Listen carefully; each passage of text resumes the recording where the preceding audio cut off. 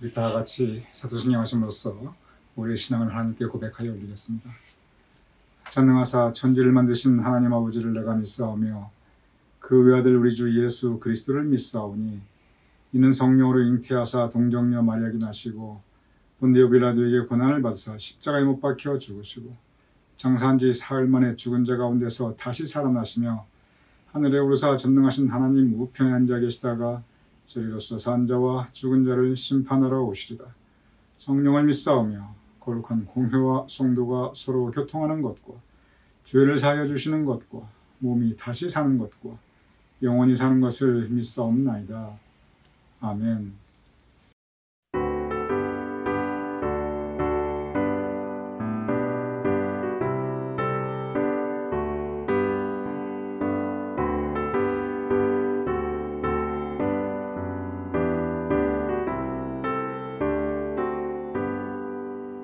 주 없이 살 수 없네 죄인의 구주여 그 귀한 몸의 피로 날 구속하소서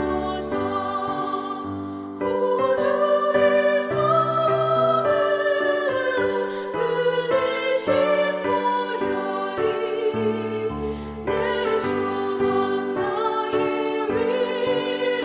내 영광 됩니다. 주 없이 살 수 없네 나 혼자 못 살리 힘없고 부족하며 지혜도 없도다.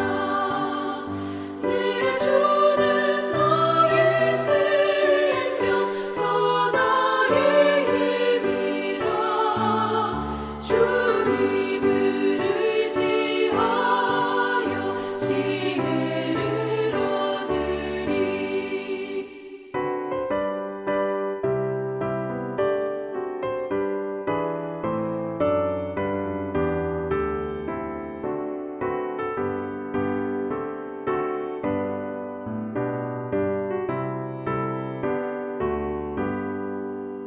주 없이 살 수 없네 내 주는 하신다.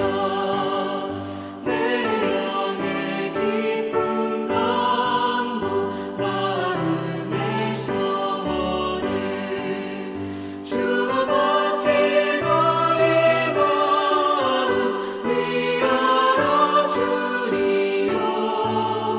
내 마음 위로하사 영원케 하시네.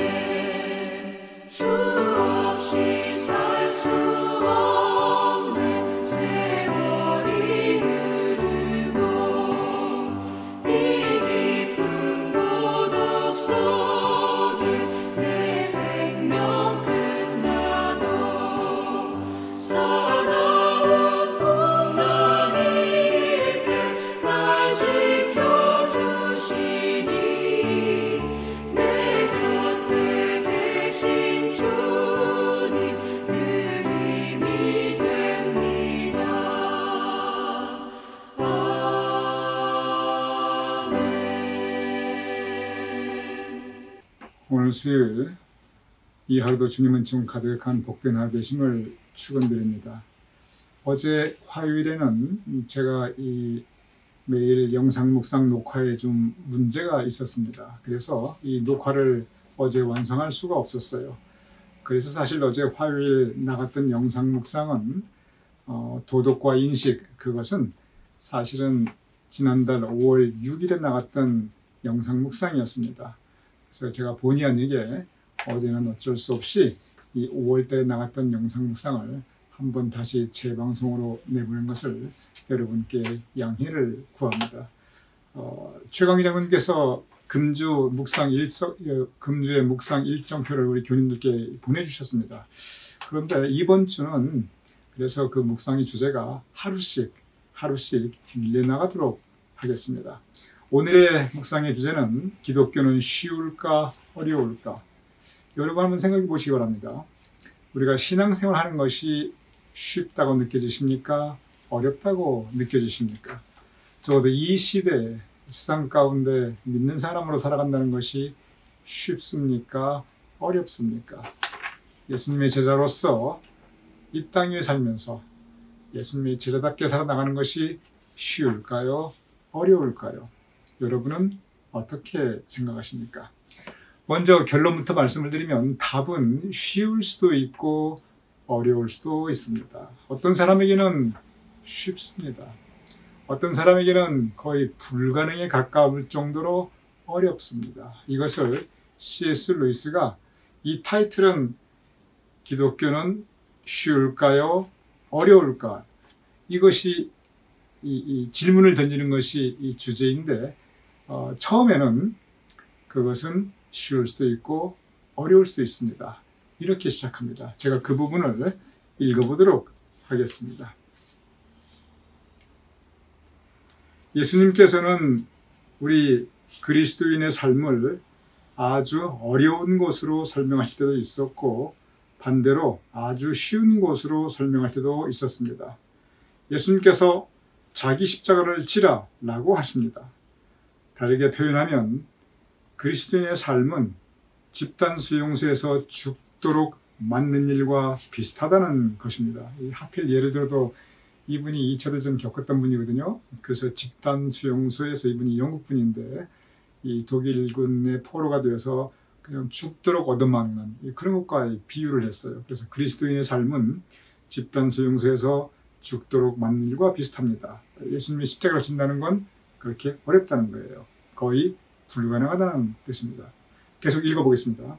그런데 예수님께서는 또 다른 곳에서는 내 멍에는 쉽고 내 짐은 가볍다 라고 말씀하십니다.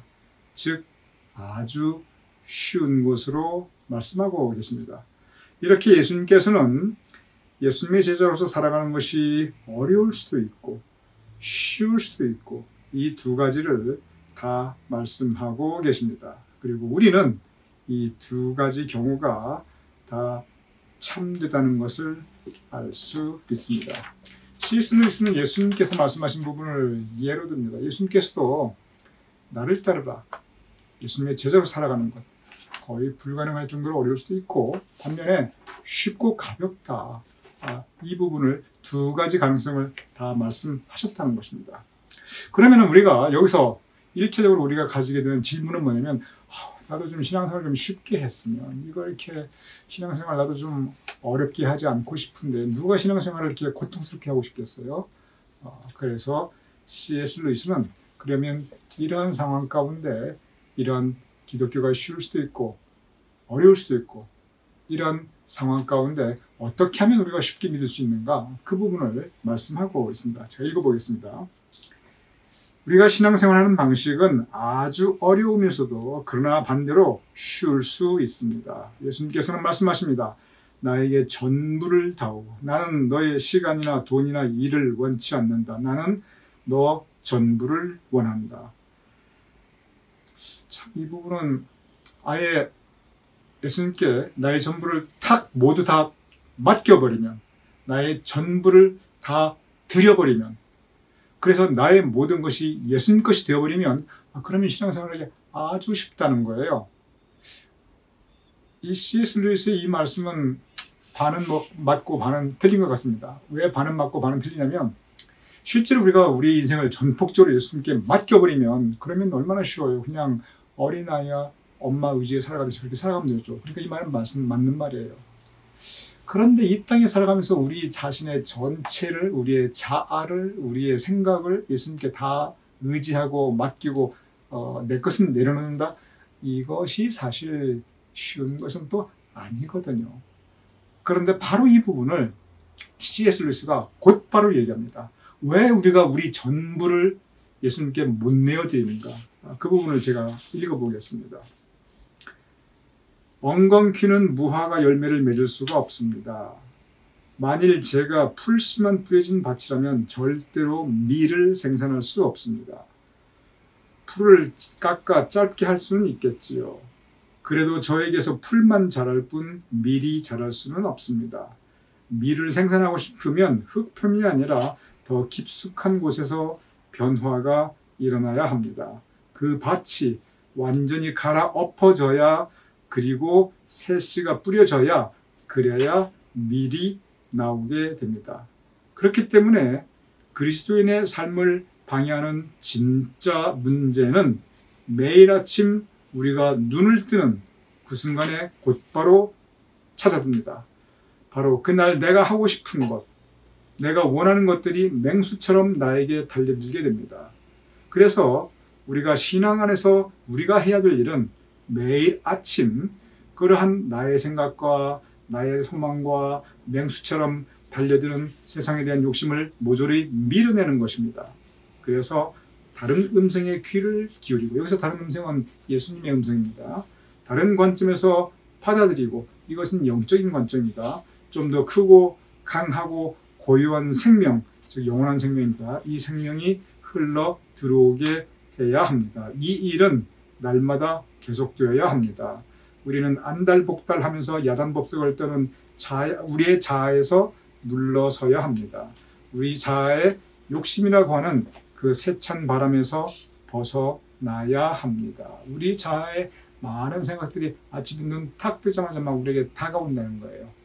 그걸 물리치고 하나님께서 들려주시는 그 세미한 음성을 들을 때, 그리고 우리의 자신을 다 내려놓고 주님께 맡길 때, 그럴 때 우리는 온전히 하나님께 의지할 수 있다는 거예요. 그런데 C.S. 루이스는 바로 그게 안 된다는 거예요. 저도 생각해 봅니다.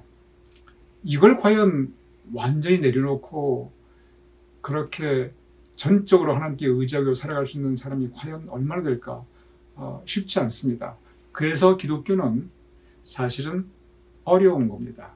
절대로 기독교 믿는 생활하는 것이 쉽다고 그렇게 말할 수가 없는 부분입니다. 왜냐하면 자연적인 나의 생각과 내가 바라는 것과 예수님의 제자로서 살아가는 것은 많은 경우 대립하기 때문입니다. 여기에 신앙의 과제가 있습니다. 여기에 신앙의 도전이 있습니다. 여기에 신앙의 결단이 있어야 됩니다. 그러기에 신앙생활은 사실은 쉬워 보이지만, 그러나 우리의 결단과 우리의 용기, 그리고 우리가 그걸 이겨나갈 수 있는 힘이 있어야 되기 때문에 결코 쉬운 것은 아닙니다. 제가 계속 읽어보겠습니다. C.S. 루이스의 결론입니다. 믿는 사람으로서 신앙생활한다는 것은 우리의 자신을 하나님께 드리는 것이 전부입니다. 다른 것은 없습니다. 이 점에 대해 혼동하는 사람들이 많이 있습니다. 우리는 교회의 다른 목적, 교육이나 건축이나 선교나 이러한 것이 교회의 목적이라고 생각하고 싶습니다. 그런데 교회의 목적은, 그리고 믿음의 목적은 오직 사람들을 그리스도께로 이끌어서 작은 예수를 만들기 위해서 존재하는 것입니다. C.S. 루이스가 결론적으로 하는 것은 뭐냐면, 작은 예수로서 살아가는 것, 그것이 우리 신앙의 목적이라는 거예요. 사람들로 하여금 작은 예수로서 살아갈 수 있도록 도와주는 것, 그것이 바로 교회의 목적이라는 것입니다. 그런데 그렇게 되는 방법은 우리 자신을 전적으로 주님께 맡기고 의지하는 것이라고 가르치고 있습니다. 저는 이 부분을 이렇게 생각해 보게 됩니다. 결혼한다고 생각할 때 두 젊은 남녀가 처녀총각이 결혼한다고 생각할 때 사실 결혼이라는 것은 그 인생에서 얼마나 중요한 결정이에요. 어쩌면 가장 중요한 선택일 수도 있습니다. 근데 이 결혼이라는 게 사실상 그 내 인생을 상대방에게 맡기는 거거든요. 남자이든 여자이든. 그런데 인생을 맡기는 건데 나의 어떠한 부분은 맡기고 나의 어떠한 부분은 나에게 절대 못 맡긴다. 이 부분은 내가 난 혼자 산다. 이렇게 한다면 그 결혼 생활이 사실 거의 불가능하게 될 겁니다. 결혼을 하겠다고 하고 결혼 생활을 한다면 서로가 서로에게 온전히 맡겨야 합니다. 신앙생활도 저는 그러한 차원이라고 생각합니다. 우리가 주님과 함께 살아갑니다. 그러면 주님께 우리가 전적으로 믿고 의지하고 맡기는 것이 그것이 우리가 신앙생활을 좀 더 편안하게 하는 것입니다. 그래서 이 부분을 우리의 결혼 생활과 비유하면 좀 더 우리가 이해할 수 있는 그러한 부분들이 있는 것 같습니다. 주님을 사랑하기에 하나님을 사랑하기에 우리가 기꺼이 감사하는 마음으로 우리 자신을 주님 앞에 내어드릴 수가 있는 것입니다. 그래서 작은 예수로서 살아가는 것. 저는 C.S. 루이스의 그 말에 전적으로 공감합니다. 작은 예수로 살아가는 것. 토마스 아 캠피스의 그 표현을 빌면 그리스도를 본받아 살아가는 것. 조한 번연의 그 표현을 빌면 천성길 향해 가면서 그 철로 역정을 완주하는 것. 그것이 그리스도인의 삶입니다. 오늘 C.S. 루이스의 이 말씀이 오늘 하루를 살아가실 수 있는 영의 양식이 되시기를 주님의 이름으로 축원합니다.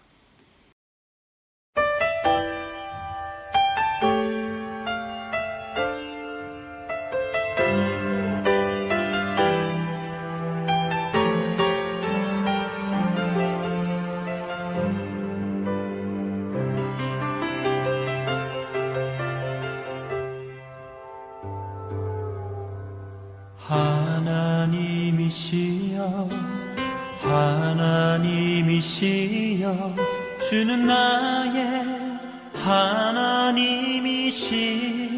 하나님이시로다. 나의 몸과 마음 주를 갈망하며 이제 내가 주께 고백하는 말. 여호와는 나의 빛이요 여호와는 나의 구원이시니 내가 누구를 두려워하리요. 여호와는 생명의 피난처시니 주의 인자가 생명보다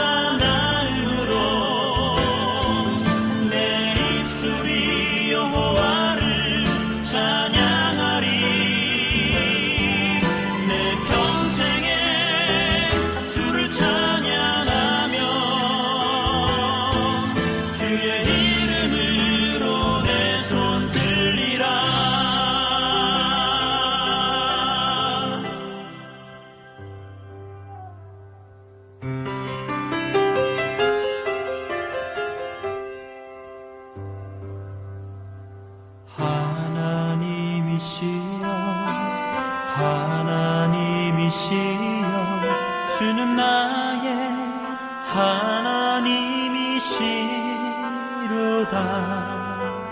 나의 몸과 마음 주를 갈망하며 이제 내가 주께 고백하는 말. 여호와는 나의 빛이요 여호와는 나의 구원이시니 내가 누구를 두려워하리요. 여호와는 생명의 피난처시니 주의 인자가